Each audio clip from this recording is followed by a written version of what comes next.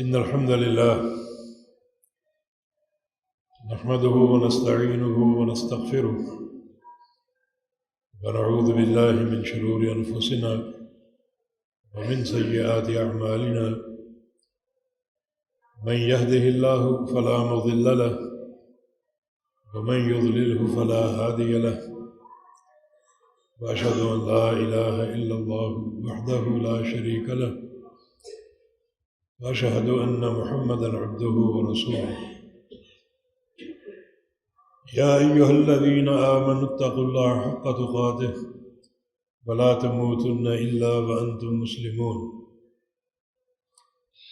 يا أيها الناس اتقوا ربكم الذي خلقكم من نفس واحدة وخلق منها زوجها وبث منهما رجالا كثيرا ونساء واتقوا الله الذي تساءلون به والأرحام إن الله كان عليكم رقيبا يا أيها الذين آمنوا اتقوا الله وقولوا قولا سديدا يصلح لكم أعمالكم ويغفر لكم ذنوبكم ومن يطع الله ورسوله فقد فاز فوزا عظيما أما بعد فإن خير الحديث كتاب الله وخير الهدي هدي محمد صلى الله تعالى عليه وسلم وشر الأمور محدثاتها وكل محدثة بدعة وكل بدعة ضلالة وكل ضلالة في النار من يطع الله ورسوله فقد رشد واهتدى ومن يعص الله ورسوله فقد ضل وغوى اللهم صل على محمد وعلى آل محمد كما صليت على إبراهيم وعلى آل إبراهيم إنك حميد مجيد اللهم بارك على محمد وعلى آل محمد كما باركت على إبراهيم وعلى آل إبراهيم إنك حميد مجيد سبحانك لا علم لنا إلا ما علمتنا إنك أنت العليم الحكيم رب اشرح لي صدري ويسر لي أمري واحلل عقدة من لساني يفقه قولي أعوذ بالله من الشيطان الرجيم من همزه ونفخه ونفثه بسم الله الرحمن الرحيم وَلَقَدْ نَعْلَمُ أَنَّكَ يَضِيقُ صَدْرُكَ بِمَا يَقُولُونَ فَسَبِّحْ بِحَمْدِ رَبِّكَ وَكُن مِّنَ السَّاجِدِينَ وَاعْبُدْ رَبَّكَ حَتَّى يَأْتِيَكَ الْيَقِينُ۔ یہ سورۃ الحجر کی آخری 3 آیات ہیں اور یہ سورہ مبارکہ مکہ میں نازل ہوئی، جہاں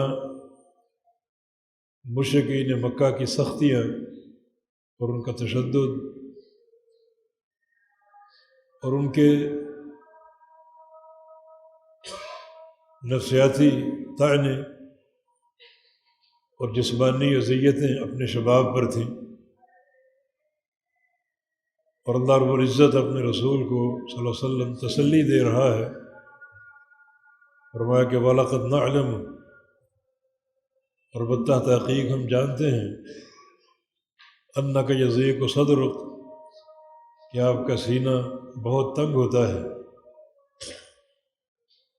بِمَا يَقُولُونَ، ان کی باتوں سے، جو یہ باتیں کرتے ہیں اور طعنے دیتے ہیں، آپ کا سینہ بڑی تنگی محسوس کرتا ہے۔ یہاں تنگی کے لیے ضیق کا لفظ استعمال ہوا، اور ضیق سے مراد ایسی اذیت اور ایسی تنگی جس کو دل برداشت نہ کر سکے، اور یہ معاملہ واقعتاً نبی کی برداشت سے باہر تھا۔ نبی تو اپنی امت کی نجات کا حریص ہوتا ہے، ایک ایک بندے کی ہدایت کا متمنی ہوتا ہے، اور جہاں بے شمار لوگ اذیتیں دیں، تکذیب کریں، طعنے دیں، شاعر کہیں، مجنون کہیں، جادوگر کہیں، اور طرح طرح کے القابات سے نوازیں، وہاں اس اذیت کا عالم کیا ہوگا؟ بلکہ نبی علیہ السلام کا نام تک تبدیل کر دیا کہ ان کو محمد نہ کہا کرو صلی اللہ علیہ وسلم، کیونکہ محمد کا معنی تعریف کیا ہوا، تو تعریف تو ہم کریں گے نہیں، تو اس کا الٹ مذمم رکھ لو، مذمت کیا ہوا۔ اب جب بھی آپ کا ذکر کرتے، آپ کا نام لیتے، مذمم کہہ کر نام لیتے۔ اس کا جواب نبی علیہ السلام نے دیا تھا، سیدہ عائشہ صدیقہ سے فرمایا، انظری کیف صرف اللہ عنی سب قریش، کہ عائشہ دیکھو اللہ تعالیٰ نے مجھ سے قریش کی گالیاں کیسے پھیر دی۔ یسبون مذممن، دن رات وہ مذمم گالی دیتے ہیں، وانا محمد، اور میں محمد ہوں صلی اللہ علیہ وسلم۔ یہ ان کی اذیتوں کے احوال تھے۔ آغاز ہی ان تکلیف دہ باتوں سے ہوا، جب آپ نے قول لا الہ الا اللہ کی دعوت پیش کی، ستھری اور نفیس دعوت۔ سگے چچا نے کہا کہ تب لک سائر الیوم، تیرے ہاتھ ٹوٹ جائیں، لہذا جمعتنا، ہمیں اس کام کے لیے جمع کیا تم نے۔ یہ ان کا نقطہ آغاز تھا۔ اور جو مکہ کے 13 سال آپ نے گزارے، انہی اذیتوں اور طعنوں میں گزارے، جس کی آپ تنگی محسوس کرتے تھے اور بڑی ایک تکلیف محسوس کرتے تھے، اور تکلیف بھی ایسی جو ناقابل برداشت ہے۔ اللہ تعالیٰ فرما رہے ہم جانتے ہیں آپ کے دل کی تنگی کو، آپ کے سینے کی تنگی کو، بما یقولون، ان کی باتوں سے۔ ایک اور مقام پر انا کفیناک المستہزئین، یہ جو مذاق اڑانے والے ہیں، ہم ان کے مقابلے میں آپ کو کافی ہو جائیں گے، ہم آپ کی کفایت کریں گے۔ تو آپ کو تنگی محسوس نہ کریں، کوئی تکلیف محسوس نہ کریں، بلکہ کیا کریں؟ 3 کام کریں۔ فسبح بحمد ربک وکن من الساجدین، تسبیح کرو، اپنے رب کی تسبیح کرو۔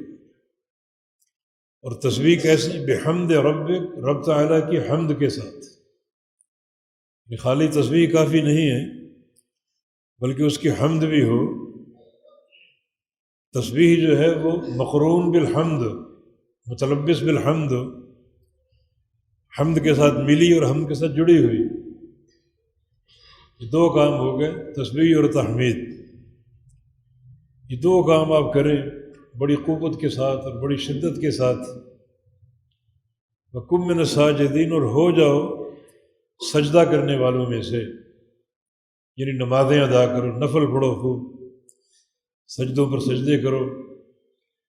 تو آپ کا کام یہ 3 عمل انجام دینا ہے، تسبیح، تحمید اور سجدے اور نوافل، انہیں ہم سنبھال لیں۔ نبی علیہ السلام نے یہ 3 کام انجام دیے۔ خوب آپ نے تسبیحات بھی کی اور تحمیدات بھی کی، بڑے بڑے جامع جملوں کے ساتھ۔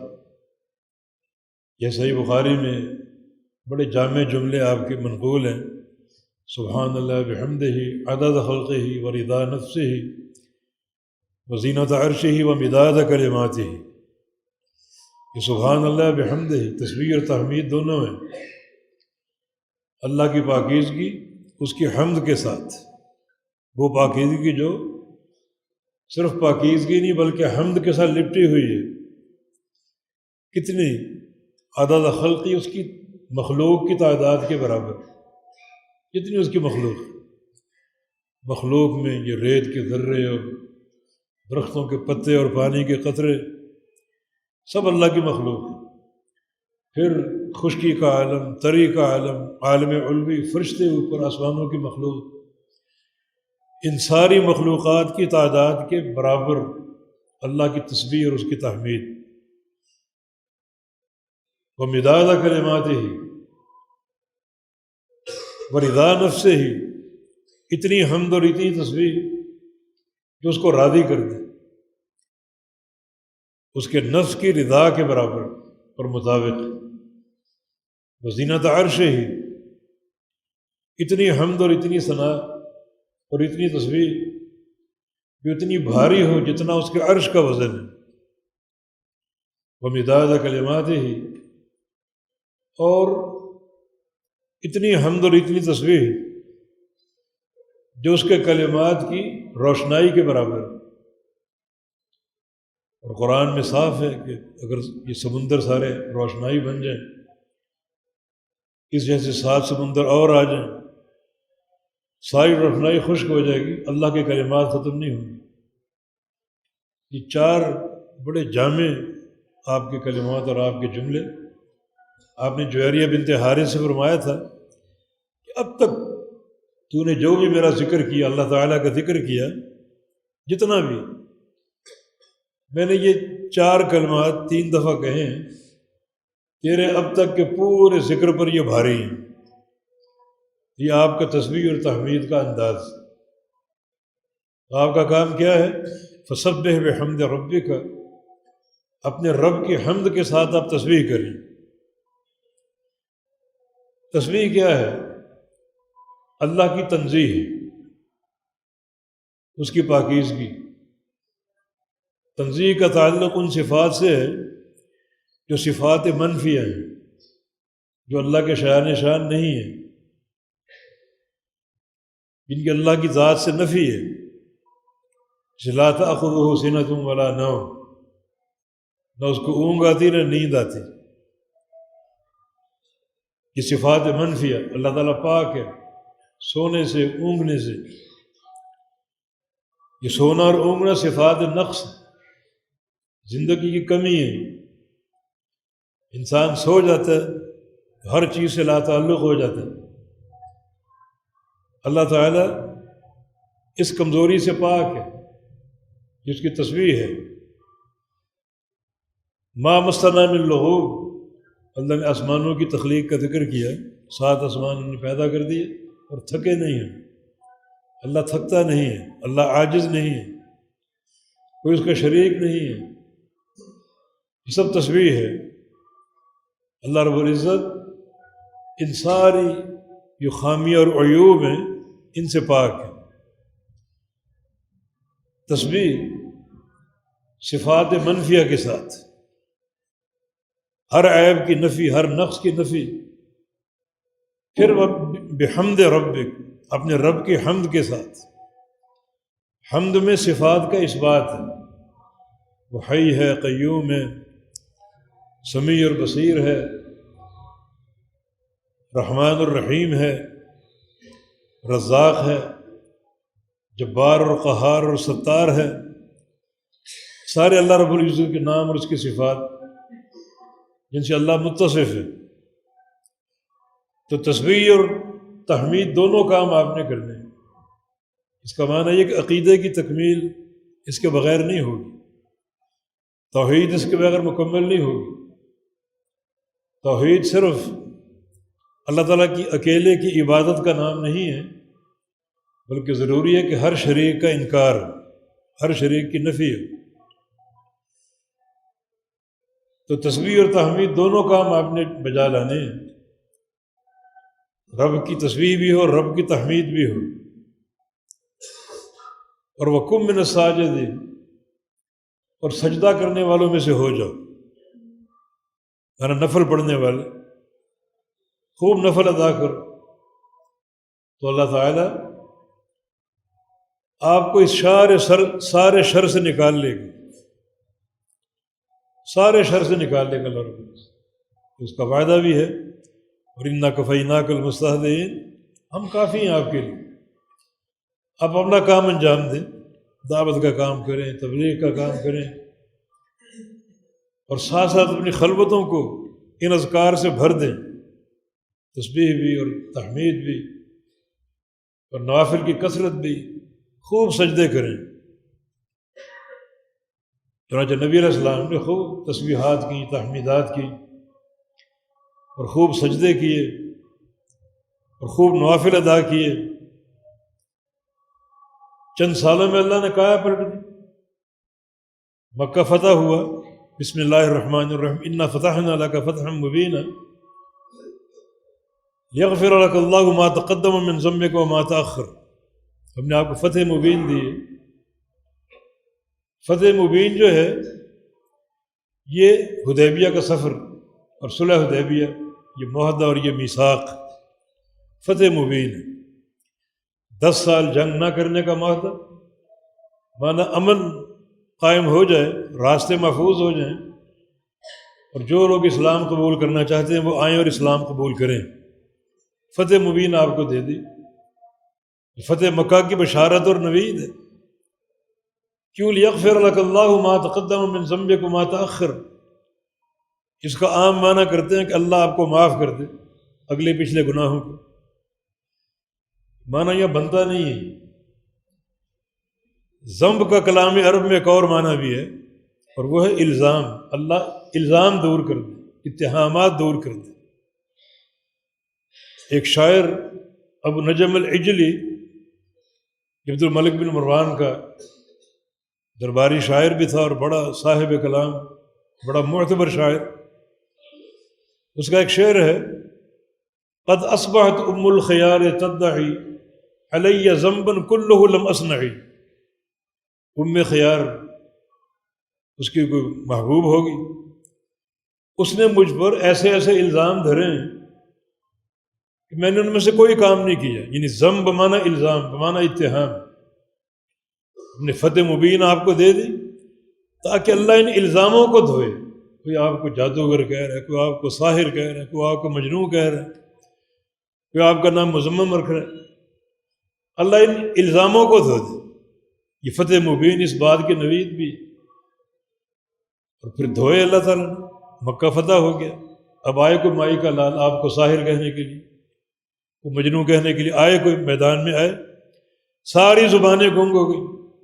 آپ ہجرت کر کے مدینہ تشریف لائے تھے، یہودی کچھ اچھلتے کودتے تھے، کچھ دبے لفظ میں باتیں کرتے تھے۔ ایک موقع پر فرمایا آپ نے، من لے کعب بن اشرف، کون ہے جو کعب بن اشرف کو قتل کرے؟ ابو نائلہ اپنے ساتھیوں کے ساتھ اسے محل میں گیا اور رات کی تاریکی میں قتل کر کے آ گیا۔ ایک اور یہودی ابو رافع، بہت بڑا اس کا قلعہ تھا اور بڑے اس کے افراد اور لوگ تھے، وہ بھی اس طرح کی باتیں کرتا، اذیتیں دیتا، آپ کی زبان سے شعر کہتا، ہجو کرتا، مذمت کرتا۔ فرمایا کون اس کو قتل کرے؟ عبداللہ بن عتیق چند ساتھیوں کے ساتھ گئے، اس کے قلعے میں گھسے اور رات کو اس کو قتل کر کے آئے۔ یہودی بھی جھاگ کی طرح بیٹھ گئے۔ اللہ نے سارے الزام دور کر دیے، یہ ساری باتیں دور کر دی۔ سبب کیا ہے؟ یہ 3 چیزیں۔ آپ کا کام تسبیح کرنا، تحمید کرنا، اور نوافل ادا کر کے رب تعالیٰ کا قرب حاصل کرنا۔ کوئی پریشانی ہو، یہ امور جو ہیں پریشانیوں کا علاج، کوئی غم ہو، کوئی دکھ درد ہو، کوئی بوجھ ہو، کوئی ثقل ہو، ان آیات کی یہ تعلیم ہے کہ یہ کام آپ نے انجام دینے، ایک سچے عقیدے کے ساتھ رب تعالیٰ کی تسبیح کرنی، ہر عیب سے پاک۔ سب سے بڑا عیب جناب الوہیت میں شریک مقرر کرنا، کوئی اس کا شریک نہیں۔ اور جب کسی صفت نقص کی نفی کرو گے تو اس سے مکمل شان نہیں ابھرتی۔ مکمل شان ابھرتی ہے اس کے مقابلے کی صفت کو زندہ کرنے سے۔ اللہ کا کوئی شریک نہیں، یہ تعریف مکمل نہیں ہوئی جب تک اس کا ضد جو اس کا عکس ہے اس کو کامل و اکمل نہ مان۔ کوئی شریک نہیں مانا اس کی توحید کامل و اکمل ہے، یعنی شرک کی نفی توحید کے اقرار کے ساتھ، یہ فسبح بحمد ربک، خالی نفی نہ ہو، نفی میں اس بات موجود ہو۔ اگر آپ کے اللہ ظلم نہیں کرتا یہ کمال تعریف نہیں ہے، بلکہ کمال تعریف کب ہوگی کہ اللہ تعالیٰ کمال عدل پر قائم، جو اس کا عکس ہے، جو اس کا الٹ ہے، اس کو مانا جائے گا۔ اللہ تعالیٰ عاجز نہیں ہے، مانا اس کی کمال قدرت اس کی صفت ہے۔ اللہ کو اونگ نہیں آتی، نیند نہیں آتی، مانا اس کی حیات کامل ہے۔ یہ تسبیح اور تحمید دونوں رب تعالیٰ کی شان کہ ہر عیب سے پاک ہے، اور اس عیب کے مقابلے میں جو اثباتی صفت ہے اس کا اقرار و اعتراف، یہ توحید کی تکمیل ہے۔ تو خالی اثبات مکمل توحید نہیں جب تک شرک کی نفی نہ ہو، اور خالی نفی مکمل توحید نہیں جب تک توحید کا اثبات نہ ہو۔ دونوں باہم لازم ملزوم، کئی مقامات پر یہ حکم اکٹھا ہے، سبح بحمد ربک، سبح بحمد ربک، اللہ کی تسبیح کرو اس کی حمد کے ساتھ، تاکہ توحید مکمل ہو اور جو توحید کے تقاضے وہ پورے ہوں۔ سنت کی محبت اس وقت تک کامل قرار نہیں دی جائے گی جب تک بدعت کی نفرت نہ ہو، اور بدعت کی نفرت اس وقت تک کامل قرار نہیں دی جائے گی جب تک سنت کی محبت نہ ہو۔ شرک کی نفرت اس وقت تک کامل نہیں جب تک توحید کی محبت نہ ہو، اور توحید کی محبت اس وقت تک کامل نہیں جب تک شرک کی نفرت اور مذمت نہ ہو۔ تو یہ دونوں چیزیں باہم ملا کر عقیدہ توحید کی تکمیل بنتے ہیں۔ تو آپ نے تسبیح اور تحمید دونوں انجام دینے، وَکُن مِّنَ الساجدین، اور خوب سجدے کرنے ہیں اور خوب نفل ادا کرنے۔ نبی علیہ السلام آپ کا یہ معمول تھا، کان اذا حضب الامر فزع الی الصلاۃ، جب پریشان ہوتے آپ لاچار ہوتے نماز کی طرف، جب پریشانی آتی کوئی کسی قسم کی۔ نبی کی پریشانی کیا ہوتی ہے؟ دعوتی امور کی، دین کے تعلق سے، کوئی صحابہ کو مار رہا ہے، کوئی آپ کو مجنون کہہ رہا ہے، کوئی آپ کو دیوانہ کہہ رہا ہے۔ اللہ تعالیٰ نے فرمایا تھا ان سے کہو قل ما اسألکم علیہ اجرا الا المودۃ فی القربى، میں جو دعوت دے رہا ہوں کوئی اجر نہیں چاہتا، میں کوئی پیسے کا مطالبہ نہیں ہے کہ تم بادشاہتیں پیش کر رہے ہو، خوبصورت عورتیں پیش کر رہے ہو، دولتیں پیش کر رہے ہو، کچھ نہیں چاہیے، لیکن الا المودۃ فی القربى، قرابت داری کا خیال تو کر لو، میں کسی کا بھتیجا ہوں، کسی کا بھائی ہوں، اس رشتے کو تو نبھا لو، کیوں مجھے اذیتیں دیتے، راستے میں کانٹے بچھاتے ہو، گڑھے کھودتے، شاعر اور دیوانہ کہتے ہو، کل تک صادق اور امین کہتے تھے، کیا ہو گیا ان زبانوں کو؟ تو مودۃ فی القربى، یہ قرابت داری کی محبت کا خیال کر لو، اس قدر اذیتیں دی گئی۔ لیکن آپ صلی اللہ علیہ وسلم جب بھی اس دعوتی زندگی میں، عملی زندگی میں کوئی ثقل آتا، کوئی بوجھ آتا، تو آپ رب تعالیٰ سے تعلق جوڑتے، ناطہ قائم کرتے، تسبیح کے ساتھ، تحمید کے ساتھ، اور نمازوں کی ادائیگی کے ساتھ۔ کان اذا حضب الامر فزع الی الصلاۃ، کوئی مشکل آ جاتی، کوئی الجھن آ جاتی، کوئی پریشانی آ جاتی، آپ لاچار ہوتے نماز کی طرف۔ کبھی کبھی بلال حبشی سے کہتے یا بلال ارحنا بالصلاۃ، بلال اذان کہو، ہم نماز پڑھ کے راحت حاصل کر لیں۔ قرۃ عینی فی الصلاۃ، نماز پڑھتا ہوں ٹھنڈ پڑ جاتی، میری آنکھوں کی ٹھنڈک ہے، چین آ جاتا ہے، سکون آ جاتا ہے، پریشانیاں ڈھل جاتی ہیں، دور ہو جاتی ہیں۔ اس کا ایک مظہر جو سورج گرہن کا واقعہ لوگوں نے اڑا دی کہ آج نبی کا بیٹا ابراہیم فوت ہوا ہے، تب سورج گرہن ہوا۔ جب کوئی مشہور بندہ پیدا ہوتا ہے یا مرتا ہے تو اس کی موت یا وفات پر یا اس کی پیدائش پر سورج گرہن ہوتا ہے۔ یہ بات یہودیوں نے چھوڑی، حالانکہ پریشان تھے، بیٹا فوت ہو گیا، آنکھیں تر ہیں، آنسو گر رہے ہیں، اور دل میں ایک غم اور ملال ہے، مگر خلاف عقیدہ بات برداشت نہیں۔ صحابہ کو جمع کیے، ممبر قائم کیا اور خطبہ ارشاد فرمایا ان الشمس والقمر آیتان من آیات اللہ۔ یہودی بڑی ایک مکار اور سازشی قوم تھی، اس بات سے نبی خوش ہو جائے گا کہ میرے بیٹے کی تعریف ہو رہی، میرا بیٹا مشاہیر میں سے، تبھی سورج گرہن ہوا۔ لیکن اس کی تہ میں بدعقیدگی یہ کہ جو آسمانی تغیرات ہیں اس میں زمین کے تغیرات کا کردار، شوشہ اس میں یہ تھا کہ سورج گرہن اللہ کے امر سے نہیں بلکہ ابراہیم کی وفات سے ہوئے. بات عقیدے کے خلاف ہے، توحید کے خلاف. ہر تغیر اللہ کے امر سے ہوتے. یہ ان کی سازش تھی کہ نبی خوش ہو کر بات نہیں کرے گا. آپ نے ممبر قائم کر کے خطبہ ارشاد ہے ان الشمس والقمر آیتان من آیات اللہ، کہ سورج اور چاند اللہ کی نشانی ہے. لا ينکشفان للموت احد ولا لحیاتہ، انہیں گرن نہ کسی کی پیدائش پر لگتا ہے اور نہ کسی کے مرنے پر لگتا ہے. اللہ جھنجھوڑتا ہے. یخوف اللہ بہم عبادہ، اللہ اپنے بندوں کو جھنجھوڑتا ہے، ڈراتا ہے. فَإِذَا رَأَيْتُمْ ذَلِكَ فَافْزُعُوا إِلَى الصَّلَاةِ، جب تم یہ سورج گرہن دیکھو تو لاچار ہو جا نماز کی طرف. دکانیں بند کر دو، مشاغل چھوڑ دو، مسجد کا رخ کرو، صلاۃ الکسوف ادا کرو، لاچار ہو جاؤ، ڈر جاؤ اللہ تعالیٰ سے. جو اللہ ایک اشارے، ایک امر سے اتنے بڑے سورج کو بے نور کرنے پر قادر ہے، تمہاری کیا ہستی ہے؟ کس ذام پر تم اچھلتے ہو؟ کس ذام پر یہ باتیں کرتے ہو؟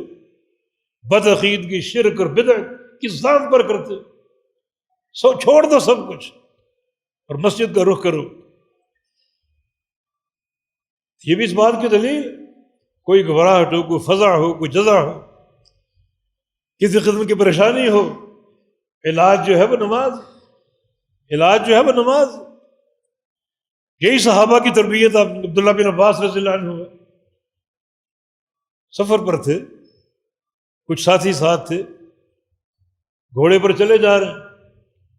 پیچھے سے قاصد آیا اور خبر دی ان کے بھائی قسم بن عباس کی وفات کی، کہ آپ کا چھوٹا بھائی قسم بن عباس فوت ہو گیا. بڑا ملال و رنج ہوا. سواری ایک طرف لے گئے اور نیچے اترے اور 2 رکعت نماز نفل ادا کی، اس پریشانی کو کم کرنے کے لیے، پریشانی کو ختم کرنے کے لیے. ساتھ قرآنی آیت سے استدلال کیا کہ وَاسْتَعِینُوا بِالصَّبْرِ وَالصَّلَاةِ، اپنے امور میں مدد حاصل کرو صبر سے اور نماز سے. صبر کرو گے اللہ تعالیٰ آسانیاں پیدا کر دے گا، نماز پڑھو گے اللہ آسانیاں پیدا کر دے گا. اس آیت کریمہ سے استدلال کیا. اور اللہ تعالیٰ یقیناً جو اس کا فرمان ہے کہ صبر کر کے اور نماز ادا کر کے ساری پریشانی میں مدد حاصل کرو، پریشانیاں دور ہو جائیں گی، دکھ ختم ہو جائیں گے، درد جاتے رہیں گے. اللہ تعالیٰ کے اس فرمان کی تعمیل کے بعد بعض اوقات ایک نقد نفع حاصل ہو جاتا ہے. مسند احمد بن حنبل میں نبی علیہ السلام نے ایک قصہ بیان کیا. جریج بنی اسرائیل کا عابد، بڑا عابد تھا، کٹیا ایک بنا رکھی تھی، اس میں خلوت گزین رہتا اور ہر وقت نفل اور نمازیں اور اللہ کا ذکر. قوم نے اس کو بدنام کرنا چاہا، چنانچہ اللہ کا امر، اللہ کی حکمت، ایک فاحشہ عورت تھی، اس نے ایک بچے کو جنم دیا. اس کو گھیر لیا گیا، بھئی تمہاری تو شادی نہیں، بچہ کہاں سے آ گیا؟ تو اس نے جریج کی طرف اشارہ کیا، بچہ جریج کا. اب قوم پل پڑی، جریج کی کٹیا پر حملہ کر دیا. اس وقت نظام یہی تھا کہ زنا کا ارتکاب کرنے والا واجب القتل. اس عورت کو بھی پکڑ لیا گیا اور جریج کو بھی گرفتار کر لیا گیا قتل کرنے کے لیے. پوچھا معاملہ کیا ہے؟ معاملہ یہ کہ یہ تمہارا بچہ، اس عورت کا دعویٰ یہ بچہ تمہارا ہے. ساری قوم جمع، بچے کو بلا لیا اور کہا کہ پہلے مجھے 2 نفل پڑھنے دو. وَاسْتَعِینُوا بِالصَّبْرِ وَالصَّلَاةِ، 2 رکعت نماز ادا کرنے دو. 2 نفل پڑھے، بچے کو گود میں لے لیا اور پوچھا کہ من ابو کا، تیرا باپ کون؟ بچہ دودھ پیتا بچہ، 1 دن کا بچہ، بھلا کلام کر سکتا ہے، بول سکتا ہے، لیکن نماز پڑھ چکے، اللہ کے در کو دستک دے چکے، اللہ سے تعلق جوڑ چکے. وَاسْتَعِینُوا بِالصَّبْرِ وَالصَّلَاةِ، وَقُم مِّنَ السَّاجِدِينَ، نفل پڑھو، اللہ پریشانیاں دور کر دے گا۔ یہ ایک دن کا بچہ بول پڑا، سامنے وہ فنکار کھڑا تھا، چرواہا ہے کہ وہ میرا باپ ہے۔ قوم ہکا بکا، یہ بچہ بات کر رہے، بچہ بات کر رہے۔ یہ ساری قوم جریج کے پاس آ گئی، معافیا مانگ رہی ہے، ہاتھ جوڑ رہی ہے، اور کہا کہ جو کٹیا ہم نے تمہاری گرائی ہے ہم اس کو سونے کا بنا دیتے ہیں۔ یہ سونے کی حاجت نہیں ہے، جیسی تھی ویسی بنا دو۔ دیکھیے وَاسْتَعِینُوا بِالصَّبْرِ وَالصَّلَاةِ، کوئی مشکل آ جائے، الجھن آ جائے، ایک تو صبر لازم پکڑ لو، دوسرا نماز پڑھو، نفل پڑھو، اللہ مدد کرے گا، اس کا وعدہ ہے۔ وَقُم مِّنَ السَّاجِدِينَ، اے محمد صلی اللہ علیہ وسلم کفار کی اذیت کا مقابلہ کرنے کے لیے سجدے کرو۔ آپ نے خوب نفل پڑھے، خوب سجدے کیے، خوب اللہ کا ذکر کیا، تسبیح و تحمید کی، اور تھوڑے سے عرصے میں اللہ تعالیٰ نے یغفر لک اللہ ما تقدم من ذنبک وما تأخر، اگلے پچھلے سارے الزام دھو دیے۔ آئے کو میدان میں تو میرے نبی کو ساحر کہہ کے دکھائے، کوئی جادوگر کہہ کے دکھائے، ساری زبانیں گونگ ہو گئیں، ان کو اعتراف کرنا پڑا، اقرار کرنا پڑا۔ یقیناً بڑی اس میں قوت ہے، اللہ کے ذکر میں بڑی قوت اور طاقت۔ نبی علیہ السلام کے صحابی تھے کعب بن ربیعہ الاسلمی رضی اللہ عنہ، اصحاب صفہ کے تھے، 18 سے 20 سال کی عمر تھی، کوئی گھر نہیں تھا، کوئی اہل نہیں تھا، مسجد میں رہتے، مسجد میں سوتے، اور کوئی کھانا پیش کر دیتا، کھانا کھا لیتے، مگر دن بھر کا معمول کیا تھا؟ اللہ کے نبی کی خدمت، آپ کے کام، آ رہا ہے جا رہا آپ کے کام کرنے کے لیے۔ نبی صاحب نمازوں میں آ رہے ہیں تو آپ کے سامنے کھڑا ہے آپ کی خدمت کے لیے۔ آپ عشاء پڑھ کے گھر چلے جاتے، یہ کچھ وقت آرام کر کے پھر کھڑے ہو جاتے، اور وضو کا پانی لے کر نبی علیہ السلام کی دروازے پر بیٹھ جاتے آپ کی خدمت کے لیے۔ سوچتے یہ تھے کہ اگر رات کو آپ کو اٹھنا پڑے، کوئی تکلیف ہو، کوئی مسئلہ ہو، تو آپ کی مدد کے لیے میں موجود ہوں۔ ممکن ہے پانی نہ ملے تو پانی موجود ہوں، پیش کر دو، یہ کہہ کر آپ کی چوکڑ پر بیٹھ جاتا، اور کہتا مجھے روحانی سکون ملتا، روحانی سرور ملتا، اندر سے سبحان اللہ الحمدللہ کی آوازیں آ رہی ہوتی، لا الہ الا اللہ کی آوازیں آ رہی ہوتی، اللہ کے پیارے پیغمبر کے ذکر کی۔ آپ قیام اللیل کرتے اور قرآن پڑھتے، مجھے روحانی مسرت ملتی، روحانی سکون ملتا، گویا دن ہو یا رات ہو نبی کا ساتھ نہیں چھوڑتے، اتنی محبت، اتنا پیار، اتنی عقیدت۔ اور ایک دن واقعی اللہ کے پیغمبر صلی اللہ علیہ وسلم کو پانی کی طلب ہو گئی، گھر میں وضو کا پانی نہیں تھا، باہر نکلے پانی کی طلب اور تلاش کے لیے، سامنے ربیعہ بن کعب بیٹھا۔ ربیعہ تم یہاں؟ اور اس کیا میں تو مدتوں سے آ رہا ہوں، یہ سوچ کر بڑا خوش ہوئے، کیا محبت کا عالم، بڑا خوش ہوئے۔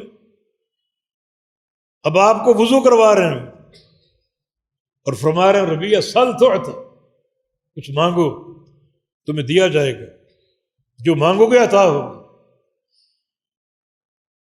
بہت بڑی ضمانت آپ نے دے دی، جو سوال کرو گے ملے گا، کچھ سوچنے کی مہلت مانگی۔ بہت کچھ مانگ سکتے تھے، اکیلے ہیں، شادی ہو جائے، گھر مل جائے، کوئی کاروبار مل جائے، کوئی کھیتی باڑی کی سبیل بن جائے، کوئی باغات مل جائے، جو مانگو گے ملے گا۔ ہر خیال کو جھٹک دیا، شادی کا سوال کروں، گھر کا سوال کروں، دنیا کے کاروبار کا سوال کروں، زندگی تو گزر جائے گی، ہر خیال جھٹک دیتے۔ سوچا کہ جنت مانگ لو، آخرت کی طلب۔ پھر یہ نقطہ ذہن میں آیا، آخرت میں اگر جنت مانگ بھی لوں، وہ نبی جس کی دن رات خدمت کرتا ہوں وہ کہاں ہوگا اور میں کہاں ہوں گا؟ وہ تو اعلیٰ علیین میں اللہ کا قرب ان کو حاصل ہوگا، ملاقات تو نہیں ہوگی۔ دنیا میں دن رات آپ کے ساتھ ہیں. نبی علیہ السلام کے پاس آ گئے. ربیہ کیا سوچا؟ عرض کیا کہ اسألک مرافقتک فی الجنہ، مجھے جنت چاہیے اور جنت میں آپ کی رفاقت چاہیے. جیسے اللہ نے دنیا میں آپ کی رفاقت دی، دن بھر آپ کے ساتھ ہیں، رات آپ کی چوکھٹ میں گزارتے ہیں، بڑا ایک روحانی سکون. یہ جدائی نہیں چاہتا، جنت تو ہے ہی ہے مگر آپ کی رفاقت کے ساتھ. ربیہ بڑا اونچا سوال کر لیا تم. اس کے لیے کیا کرنا پڑے گا؟ اعنی علی نفسک بکثرۃ السجود، اب میری مدد کرنی پڑے گی کثرت سجود کے ساتھ. نفل پڑھو خوب، مقام بہت اونچا ہے. جنت اور جنت میں میری رفاقت، میری مصاحبت، مقام بہت اونچا ہے. اس کے لیے کثرت نوافل، خوب سجدوں پر سجدے کرو، اللہ تعالی اس مقام تک پہنچا دے گا. آپ نے ضمانت دی جو کہو کہ پورا ہوگا، مگر طلب بہت اونچی. ایک کام اور کر لو، پھر نفل ادا کرو، خوب سجدے کرو، اللہ تعالیٰ یہ مقام تمہیں عطا فرما دے گا. وجہ کیا ہے؟ اقرب ما یکون العبد من ربہ وہو ساجد، بندہ اپنے رب کے سب سے قریب کب ہوتا ہے؟ جب وہ سجدے میں، حالانکہ دور ہو جاتا ہے. کھڑا ہے تو کچھ تو اوپر ہے، سجدے میں نیچے گر چکا، پاؤں زمین سے ٹک چکے، گھٹنے بھی، ہاتھ بھی، سر اور پیشانی بھی، مگر سب سے قریب ہے، اللہ کے سب سے قریب آ چکے. اپنی حاجتیں مانگو، ضرورتیں مانگو، تکلیفوں کا ازالہ مانگو، جو پریشانیاں ان کا ازالہ مانگو.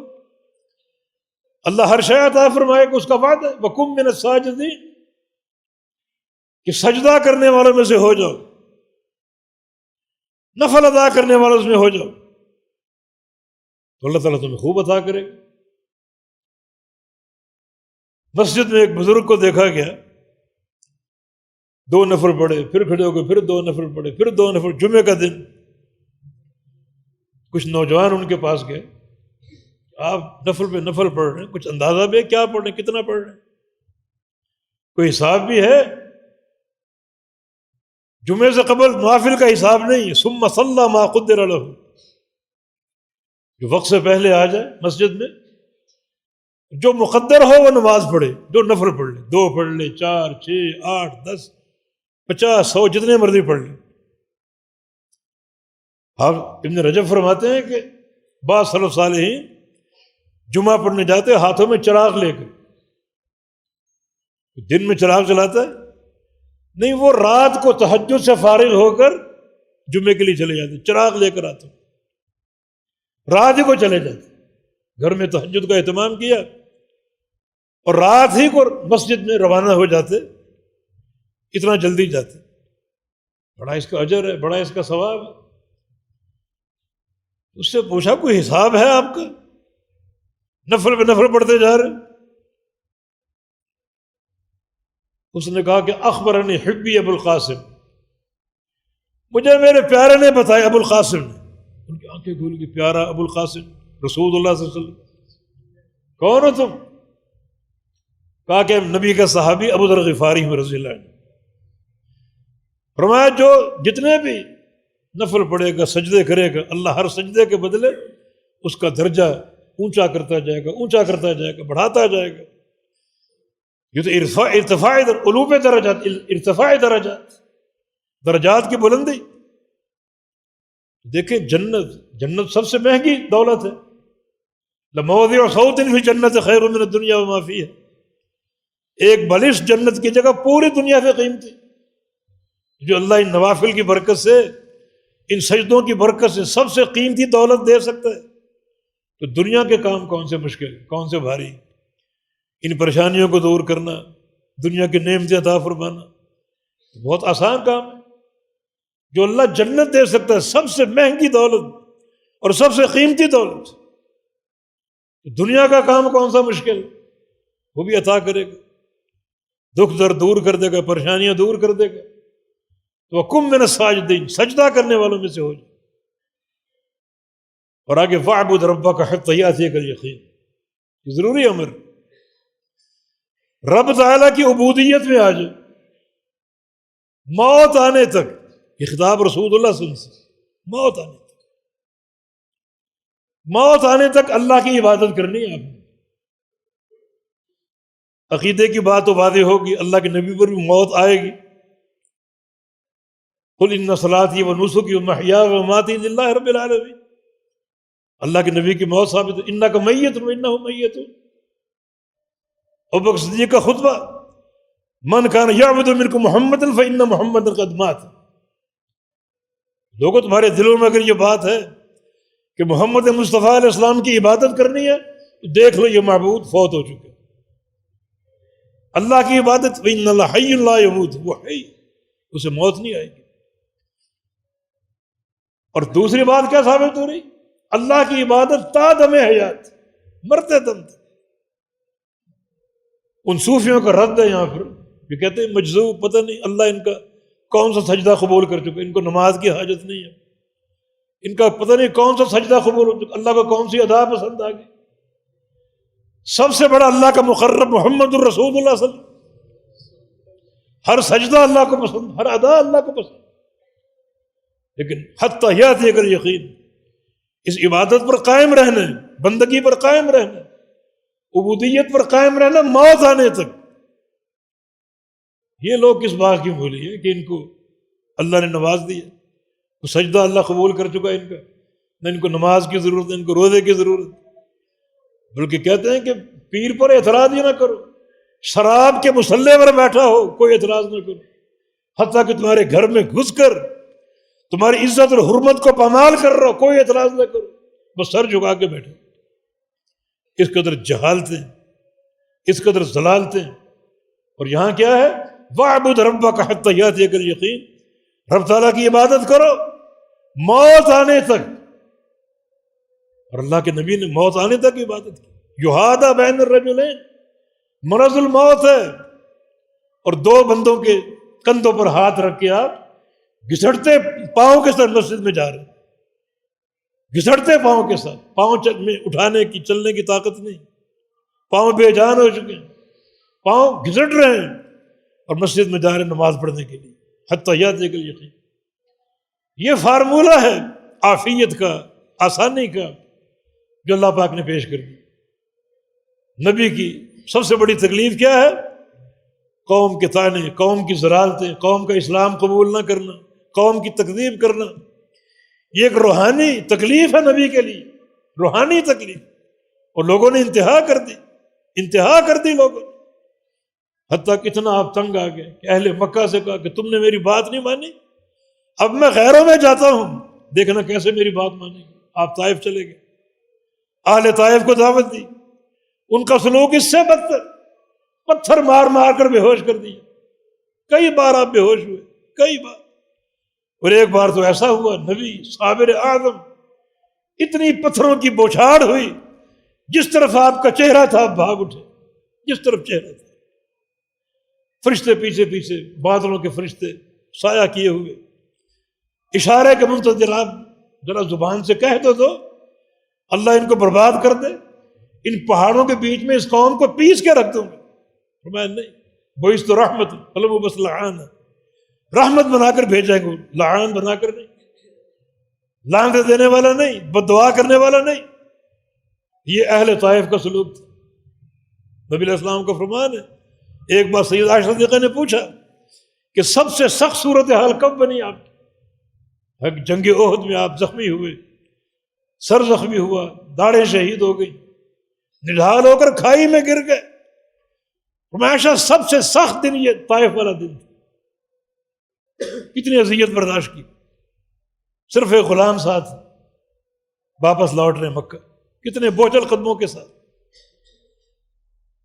کیا سوچ رہے ہوں گے کہ میں کفار قریش کو کیا کہہ کر آیا تھا کہ تم نے میری بات نہیں مانی، اتنی نفیس دعوت ہے، دیکھنا یہ اہل طائف وہاں جا رہا ہوں کیسے اس بات کو قبول کر لیں گے، اور مکہ والے منتظر، اگر طائف والوں نے بات مان لی تو مانا قوت آ جائے گی، پھر ہم اس کو تنگ نہیں کر سکیں، اور اگر اہل طائف نے رد کر دیا پھر یہ تنے تنہا ہے، پھر مظالم ڈھائیں گے، پھر ہاتھ نہیں روکیں گے۔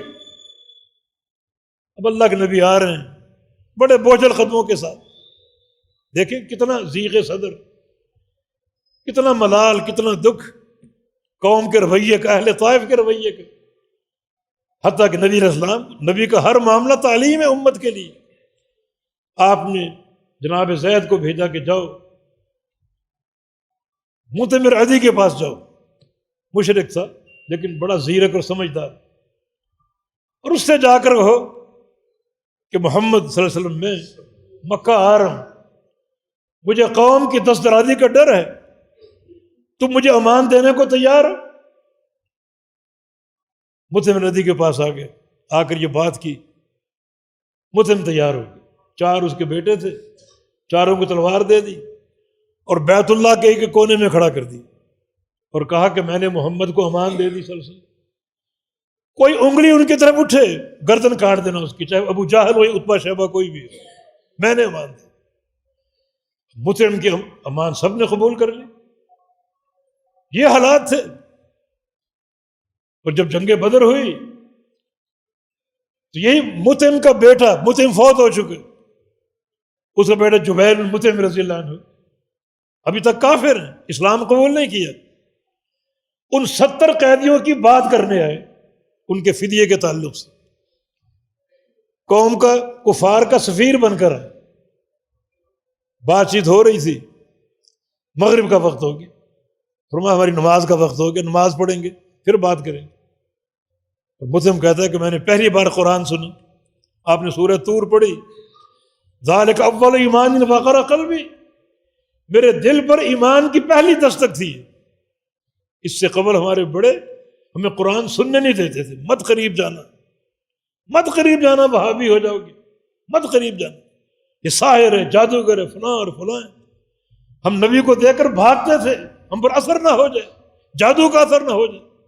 آج تو کہیں جانے کے نہیں تھے، بیٹھے ہیں قرآن سن رہے، تو قرآن کیا سنا، دل پر ایمان کی پہلی دستک، پہلا جھونکا ثابت ہوا۔ اب ان قیدیوں کے بارے میں بات چیت ہو رہی، مختلف رائے ہیں، کیا کریں کیا نہ کریں۔ کسی نے کہا ان پر احسان کر کے چھوڑ دیں، کسی نے کہا کہ فدیہ لے لیں، کسی نے کہا قتل کریں، امیر عمر کی رائے تھی ان کو قتل کر دیں۔ آج تو یوم الفرقان امتحان کا دن ہے، جو میرا عزیز میرے سپرد کرو، میں قتل کرتا ہوں تاکہ صدق ایمان واضح ہو جائے۔